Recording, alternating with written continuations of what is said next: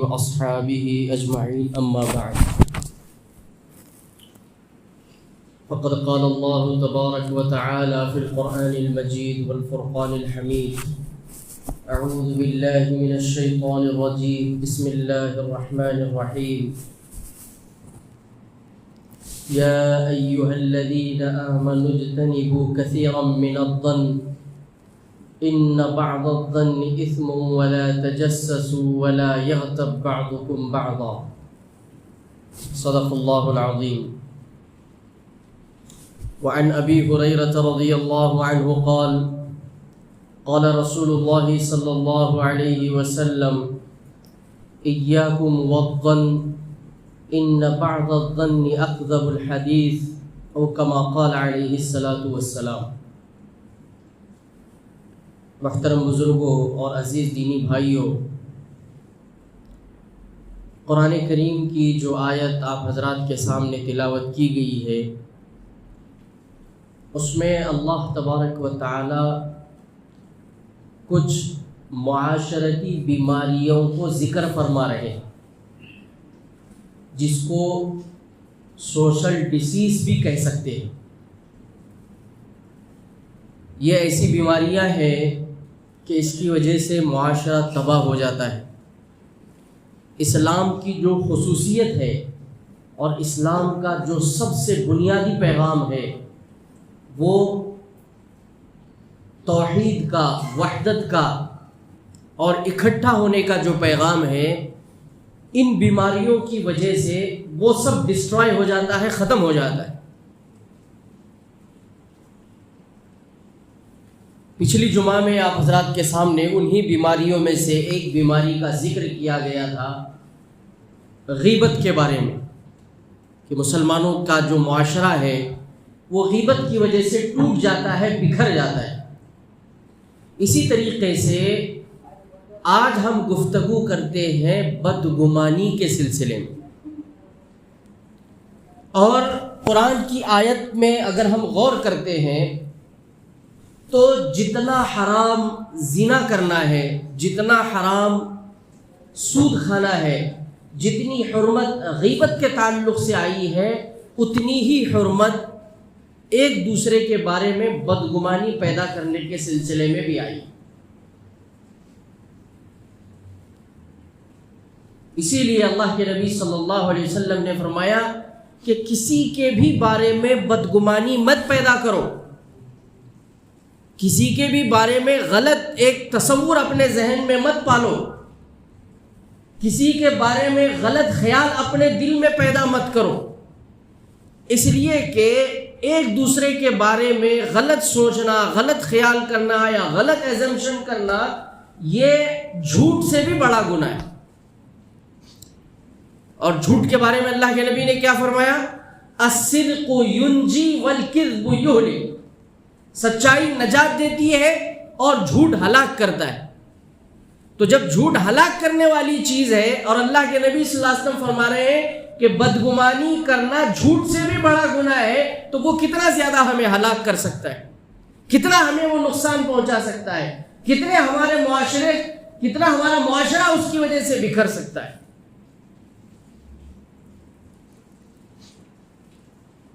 حضرت عائشہ رضی اللہ تعالیٰ عنہ فرماتی ہیں کہ ایک ایمان والے کا دوسرے ایمان والے کے بارے میں بدگمانی کرنا ایسا ہے جیسے اس نے اللہ سے بدگمانی کی، اور اللہ سے بدگمانی کرنا انسان کے ایمان کا خطرہ ہو جاتا ہے۔ اور اماں عائشہ رضی اللہ تعالیٰ عنہ فرماتی ہیں کہ ایک مومن کسی مومن کے بارے میں بدگمانی کرتا ہے گویا وہ اللہ سے بدگمانی کرتا ہے۔ نبی رحمت صلی اللہ علیہ وسلم ایک مرتبہ حرم شریف میں تھے، خانہ کعبہ کا طواف فرما رہے تھے۔ خانہ کعبہ کو دیکھ کر فرمایا کہ اے خانہ کعبہ، تیری شان بہت بلند ہے، تیرا رتبہ بہت بلند ہے، تیرا مرتبہ بہت بلند ہے، تیری خوشبو بہت بلند ہے، لیکن اس ذات کی قسم جس کے قبضے میں محمد کی جان ہے کہ اللہ کے نزدیک اور میرے نزدیک تجھ سے بھی زیادہ ایک ایمان والے کی جان کی قیمت ہے۔ ایمان والے کی مال کی قیمت ہے، ایمان والے کی عزت اور آبرو کی قیمت ہے،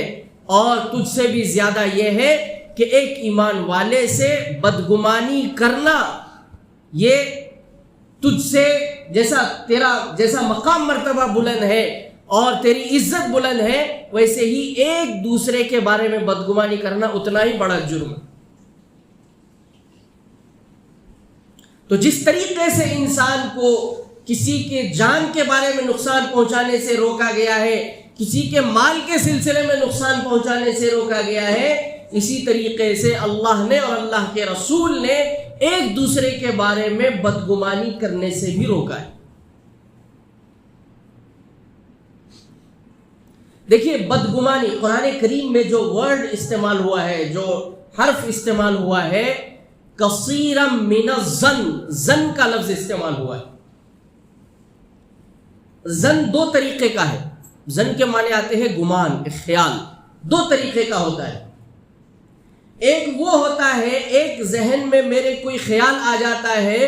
اور اس خیال کے سلسلے میں میرے پاس دلائل یا اس کے شواہد یا اس کے قرائن موجود ہوتے ہیں، تو وہ جو میرا خیال ہے وہ مضبوط ہو جاتا ہے، اور پوری دنیا اسی پر چل رہی ہے۔ بھائی جو عدالت میں فیصلے ہوتے ہیں وہ کس پر ہوتے ہیں؟ وہ ایک گمان قائم کر لیا جاتا ہے کسی مجرم کے بارے میں، یہ ایک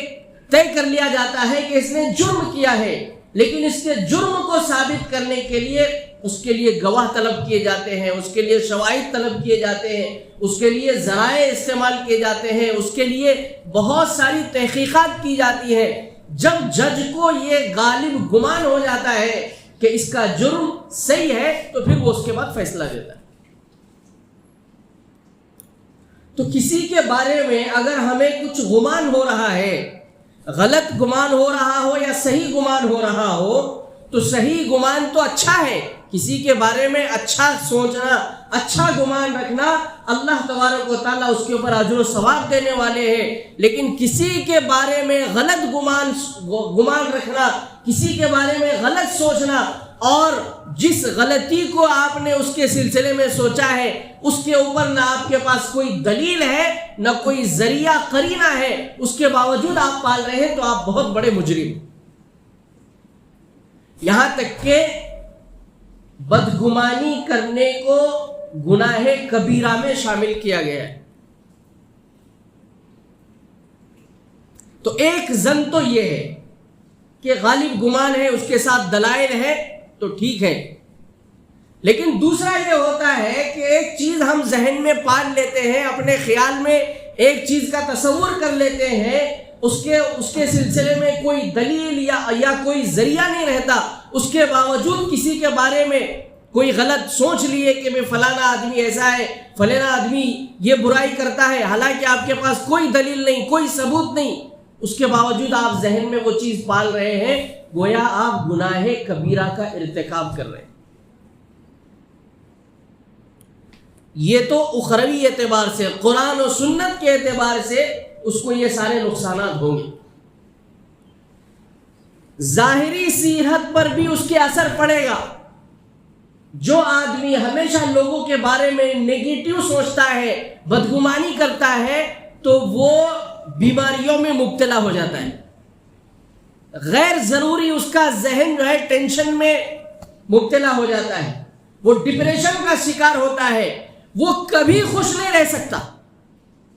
کبھی کسی کا اچھا ہوتا ہوا دیکھ نہیں سکتا، کبھی کسی کے چہرے پر خوشی کے آثار وہ دیکھ نہیں سکتا، اور سب سے بڑی بات یہ ہے کہ لوگوں سے میل جول اس کا کم ہو جاتا ہے، سوشل جو کانٹیکٹ ہوتے ہیں وہ اس کے کم ہو جاتے ہیں، تنہائی کا شکار ہو جاتا ہے، اور جب انسان تنہائی میں ہوتا ہے تو اس کا دوست شیطان ہوتا ہے، اور پھر شیطان سے خیر کی توقع کبھی بھی نہیں کی جا سکتی۔ شیطان آپ کو گناہوں کی دعوت دیتا ہے، الا یہ کہ آپ نے اللہ کے رسی کو مضبوط پکڑا ہو، تنہائی کا فائدہ اٹھاتے ہوئے مسجد کا کونا پکڑ لیا ہو، یا تنہائی کا فائدہ اٹھاتے ہوئے اپنی زبان کو اللہ کے ذکر میں رطب اللسان رکھا ہو، تنہائی کا فائدہ اٹھاتے ہوئے روزانہ اپنے اوقات کو قرآن کی تلاوت میں صرف کرتا ہو۔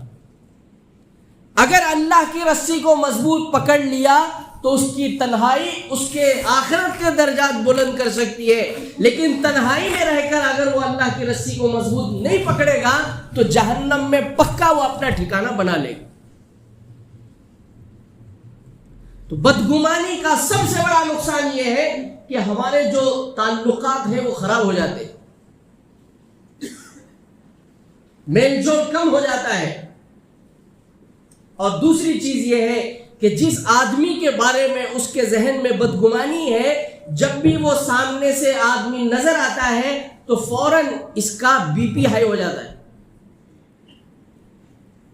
فوراً دماغ اس کا خراب ہوتا ہے، چہرے پر غصے کے آثار نمایاں ہوتے ہیں، چہرہ اس کا سرخ ہونے لگتا ہے، اور وہ یہ چاہتا ہے کہ یا تو راستہ بدل دے یا تو اس سے توقع کرتا ہے کہ وہ کسی دوسرے راستے سے چلا جائے۔ اس میں نہ اس کا کوئی فائدہ ہے نہ اس کا کوئی فائدہ ہے، بلکہ اس کا نقصان ہی نقصان ہے کہ غیر ضروری بی پی ہائی ہو گیا ہے اس کا، حالانکہ اس کو معلوم بھی نہیں ہے کہ وہ جو برائی جو اس نے اپنے ذہن میں سامنے والے کے بارے میں سوچ کے رکھا ہے وہ ہے یا نہیں ہے، یہ بھی نہیں معلوم، ایک ذہن میں بس سوچ لیا، بس اسی کے حساب سے اپنی زندگی چل رہی ہے۔ تو عزیزان گرامی، ایک دوسرے سے بدگمانی کرنے سے روحانی اثرات بھی انسان کے اوپر مرتب ہوتے ہیں اور جسمانی اثرات بھی مرتب ہوتے ہیں۔ اس لیے دوسروں کو دیکھ کے اپنے پیٹ میں درد نہیں ہونا چاہیے۔ دوسرے اپنی زندگی جیتے رہے، آپ خود اپنی زندگی جیتے رہو، اور کوشش یہ کرو کہ خوش رہو۔ اور خوش رہنے کا سب سے آسان نسخہ یہ ہے کہ کسی کے بارے میں غلط مت سوچو، کسی کے بارے میں غیبت مت کرو، کسی کے بارے میں غیر ضروری ایک سوچ اپنے ذہن میں مت بٹھا لو۔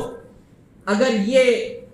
چیزیں ہم کر لیں گے تو پھر ہمیں کوئی غم بھی نہیں ہوگا، کوئی ٹینشن بھی نہیں ہوگا، کوئی ہارٹ کی بیماری بھی نہیں ہوگی۔ ورنہ اگر اپنے سے زیادہ دوسروں کے بارے میں سوچیں گے، دوسروں کے عیوب کو تلاش کرنے لگیں گے، دوسروں کے اندر کمیاں تلاش کرنے لگیں گے، تو یہ خود جو ہے ختم ہو جائے گا، یعنی آخرت تو اس کی برباد ہو ہی رہی ہے، جسمانی اعتبار سے بھی کئی ساری بیماریوں میں مبتلا ہو جائے۔ کچھ لوگ ہوتے ہیں رشتہ داروں میں، اپنے محلے میں، خاص طور پر پڑوسیوں میں ایسا بہت ہوتا ہے کہ ایک پڑوسی دوسرے پڑوسی کو خوش دیکھنا نہیں چاہتا،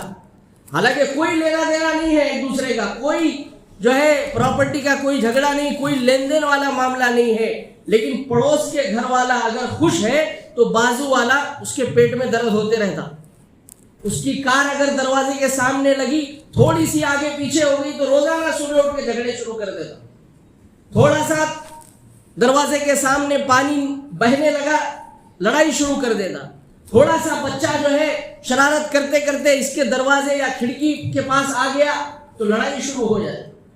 حالانکہ لڑائی کی کوئی معقول وجہ نہیں ہے، یہ لڑائی کی معقول جو وجہ اس کے پاس ہے، اس کا کیوں اچھا ہوا، انہیں کیوں خوش ہے، میں کیوں خوش نہیں ہوں، اس کی وجہ سے یہ سارے مسائل ہمارے معاشرے میں پیدا ہوتے ہیں، اس سے بچنا چاہیے۔ اور اللہ کے نبی صلی اللہ علیہ وسلم کی متعدد احادیث ہے کہ بدگمانی ایک ایسا گناہ ہے جیسے سود کھانا گناہ ہے، جیسے جھوٹ بولنا گناہ ہے۔ جتنا جو ہے اللہ کی طرف سے پکڑ ایک جھوٹ بولنے والے پر، سود کھانے والے پر ہوگی، ایسے ہی ایک دوسرے کے بارے میں بدگمانی کرنے والے کے سلسلے میں بھی اللہ کی پکڑ ہوگی۔ حضرت بایزید بستانی رحمۃ اللہ علیہ بہت بڑے اللہ والے تھے۔ عصر کے بعد عصر کی نماز پڑھ کے ایک نہر کے کنارے تفریح کر رہے تھے، واکنگ کر رہے تھے سمجھیے، تو انہوں نے دو نوجوان، ایک لڑکا اور ایک لڑکی کو نہر کے کنارے دیکھا، اور ان کے سامنے ایک بوتل بھی رکھی ہوئی تھی، تو بایزید بستانی رحمۃ اللہ علیہ دور سے دیکھ کر کے ان کے ذہن میں ایک گمان پیدا ہو گیا. گمان کیا پیدا ہوا کہ یہ جو دو نوجوان ہیں، ایک لڑکا اور لڑکی، شاید یہ لوگ رات ڈھلنے کا انتظار کر رہے ہیں تاکہ وہ بدکاری کر سکیں، کیونکہ ان کے سامنے ایک بوتل بھی دکھ رہی ہے، ہو سکتا ہے اس میں شراب وراب ہو. ایک غلط گمان حضرت بایزید بستانی رحمۃ اللہ علیہ کے ذہن میں آ گیا. لیکن اللہ والوں کا معاملہ یہ ہے، جو انسان اللہ والا ہوتا ہے وہ اللہ والا ہونے کے ساتھ ساتھ دائی بھی ہوتا ہے. اس امت کا خاصیت کیا ہے معلوم ہے آپ کو؟ اس امت کی خاصیت صرف اللہ والا ہونا نہیں ہے، بلکہ اللہ والا ہونے کے ساتھ ساتھ دائی ہونا بھی ہے. یعنی جو اعمال خود کر کے وہ اللہ کو پا رہا ہے، اللہ کو حاصل کر رہا ہے، وہ اعمال کی دعوت دوسروں تک دینا اس امت کے لیے فرض اور واجب. صرف خود اعمال کر کے، خود نیکیاں کر کے جنت اس امت کے کسی فرد کو نہیں مل سکتی جب تک کہ وہ دعوت نہ دے. اسی لیے اس امت کو کہا جاتا ہے امت دعوت، کیونکہ نبوت کا سلسلہ رسول اکرم صلی اللہ علیہ وسلم کے اوپر ختم ہو گیا، مکمل ہو گیا. اب اس کے بعد قیامت تک جو انسان آئیں گے، قیامت تک جو مذہب باقی رہے گا، وہ دین اسلام باقی رہے گا، اور اس کی دعوت و تبلیغ کی ذمہ داری اس امت کے ہر فرد کے اوپر ہے. بہرحال بایزید بستانی رحمۃ اللہ علیہ کے ذہن میں ایک خیال آیا، لیکن فوراً ان کو ریئلائز ہوا کہ یہ تو میری ایک سوچ ہے، چلو میں ان کے قریب جا کر کے ان سے پوچھتا ہوں کیا معاملہ ہے. بایزید بستانی رحمۃ اللہ علیہ قریب پہنچے اور سلام کیا. ان دونوں بچوں نے سلام کا جواب بھی دیا اور اس کے بعد کہا کہ بیٹے آپ دونوں یہاں کیا کر رہے ہو؟ تو انہوں نے کہا کہ حضرت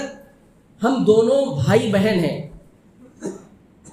اور ہم دونوں جو ہے روزے سے ہیں. یہ جو پانی کی بوتل ہے اس کے اندر زمزم رکھا ہوا ہے اور ہم انتظار کر رہے ہیں تاکہ سورج ڈھل جائے، افطار کا وقت ہو اور ہم روزہ افطار کر کے پھر یہاں سے گھر چلے جائیں. جب یہ جواب بایزید بستانی رحمۃ اللہ علیہ نے سنا تو ان کی آنکھوں سے آنسو جاری ہو گئے اور توبہ اور استغفار کرنے لگے کہ اللہ تعالیٰ میں ان دونوں بچوں کے بارے میں کتنا غلط گمان اپنے ذہن میں پالا تھا، اور یہ دونوں بچے تو تیرے رضا کے لیے صبح سے شام تک بھوکے اور افطار کے انتظار میں ہیں. یہ افطار کے انتظار میں ہے، اللہ کی خوشنودی اور رضا کو حاصل کرنے کے انتظار میں ہے، اور میں جو ہے ان کے بارے میں غلط گمان اپنے ذہن میں پالا ہوں.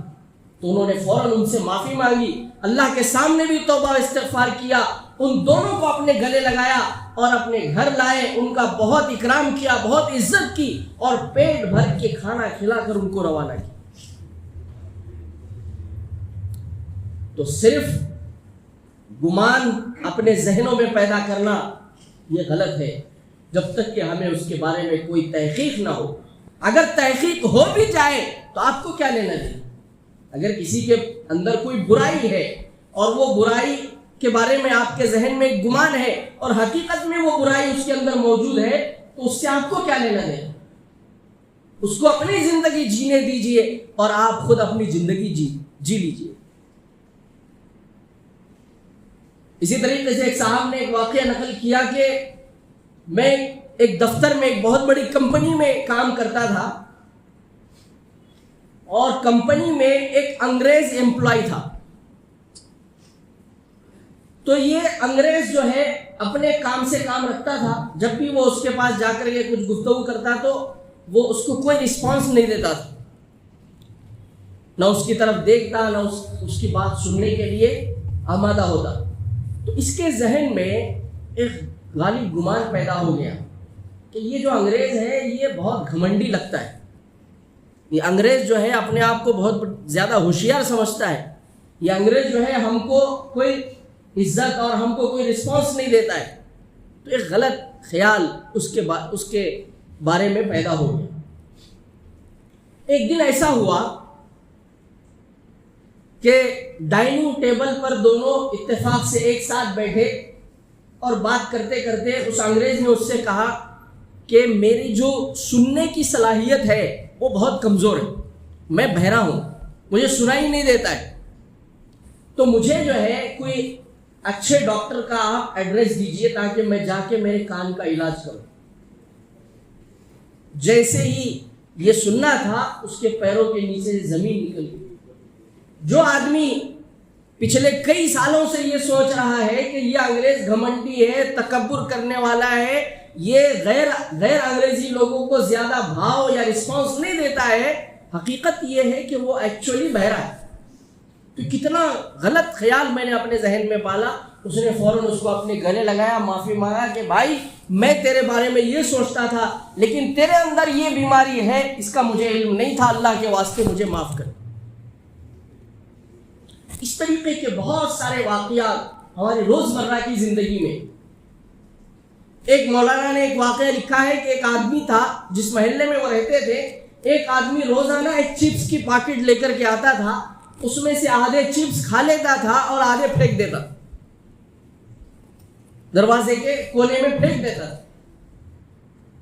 اب یہ مولانا کو، چونکہ مولانا ہے اور ان کو معلوم ہے کہ روٹی کی عزت کرنا چاہیے، اناج کا احترام کرنا چاہیے، یہ آدمی تو جو ہے آدھا کھاتا ہے اور آدھا پھینک دیتا ہے، تو یہ آدمی بہت ناقدرہ ہے، اللہ نے اس کو رزق دیا ہے تو اس کی وہ ناقدری کر رہا ہے۔